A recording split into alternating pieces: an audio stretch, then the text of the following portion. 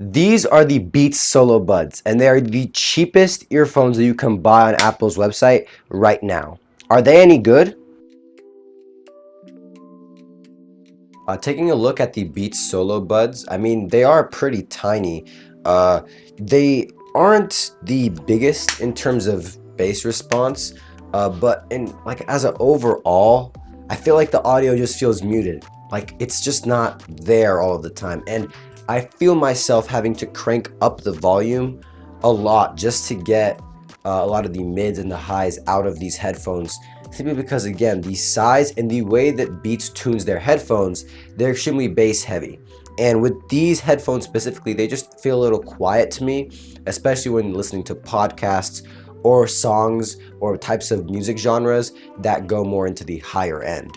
But if you are listening to more bass heavy stuff, and if you don't care as much about volume, I feel like the Beats Solo Buds will probably be just fine for you. So of course, these headphones being on the cheaper end, you will be suffering you will be suffering in terms of feature parity, of course.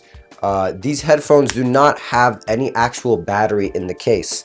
All the batteries contained within the earbud itself, and that limits the playback time, of course.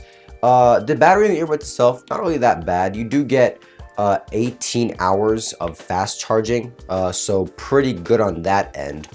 But I feel like not having any battery inside the case is a big letdown, because if you exhaust, I mean, 18 hours is a lot, and it's really hard to burn through 18 hours. But even if you do, having no way of just putting them in the case and letting them recharge without having to find an outlet or a power bank to plug these into, just like feels like a huge downgrade to me.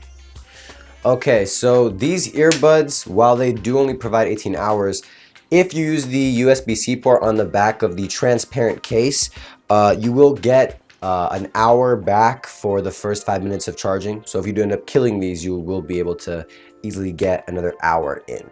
Obviously, the bud itself and the case take design cues from the Beats Studio Buds and Studio Buds Plus. So you get this small shape that easily molds to your ear and doesn't really have any ergonomic problems in your ear. And the case is transparent. I have the red version here. I like this color. It's not a bad red. I do wish again that it had a battery in the case, but again, you take what you can get for $80. But yeah, being able to see the interior of the case is pretty cool, but again, you're not really buying an earbud or earbuds, wireless earbuds, to see what's in the case. You're buying them for the functionality. This kind of goes hand in hand in terms of design. The ergonomics of you actually fitting it into your ear, they fit into my ear pretty nicely. I don't hate it, but once they're in there, see, Apple advertises the fact that they have air gaps in here to relieve the pressure caused when you use earbuds. So when you put your earbud in your ear, usually, or back when we didn't have this type of technology, you wouldn't be able to have free-flowing air between the inside of your ear and the outside world. So it would kind of feel pressurized. And newer earbuds, such as the AirPods Pro, which is also from Apple, have fixed that. However, these earbuds, while advertising it, don't consistently work for me. I don't know if it's just me, but sometimes in my right ear specifically, the right earbud will just not pass through air. And it feels weird because the left ear always works. The left earbud is fine, but the right earbud, for whatever reason, will not pass air sometimes. And it's not like it does it while I'm playing video or playing music or something. It's just random. I don't know if it's an audio bug or maybe I dropped these or broke them somehow, but yeah, the vacuum sealing or the air transparency that I have is pretty inconsistent, and I do not like that, especially the pressurized feeling that you get when only using it in one ear. Again, we do see more sacrifices when it comes to pairing and connectivity. These do not have multi-point at all. However, they do use the Beats app included on Android, and then of course on iOS you have the native pairing AirPods-like situation. You also do get quick pairing through Google's whole system, but for me personally, again, I have not found that pretty much consistent, and it doesn't work as fast and as well on other Android phones compared to the ones I've used in the past. In terms of its competition in that $50 to $100 space, wireless earbuds at at that price point are really just trying to give you the basics, the best of the basics. And I just don't think the Beats Solo Buds just don't do everything. They get pretty close in a lot of cases, and of course you do have that Apple pairing and that Apple support that you're just not gonna have with other earbuds. But when you're buying earbuds at this price, I mean, you want to nail the basics.